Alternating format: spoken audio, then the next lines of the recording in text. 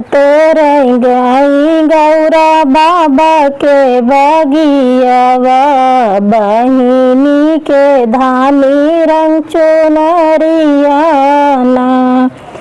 फूल तोर गई गौरा बाबा के बगियावा, बहिनी के धानी रंग चुनरियाना। लोढ़ी लिहिनिए गौरा भानिया धतुरिया, लोढ़ लिहि बेलवा पतैयाना।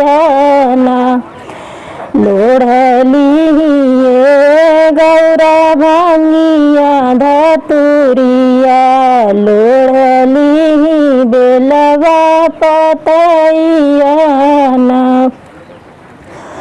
बसहा चढ़ले आवे साधु एक जोगिया, छीनी ले भंगिया धतुरियाना। बसहा चढ़ले आवे साधु एक जोगिया, छीनी ले भंगिया धतुरियाना। छीटी दिए गौरा बेलवा पतैया, रोवत बिलखत गौरा घर काजई। आंगन गिरिनी मुरझाइना, घरा में से निकरिनी मात सुनैना। बेटी के लीन उठाइना,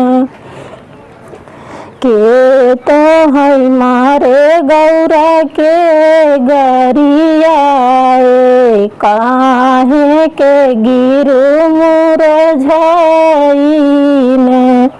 फूल तोर गए मैया बाबा के बगियावा, वही देखे ये कति जोगियाना। छीनी ले मैया भानिया धतुरिया, छीटी दे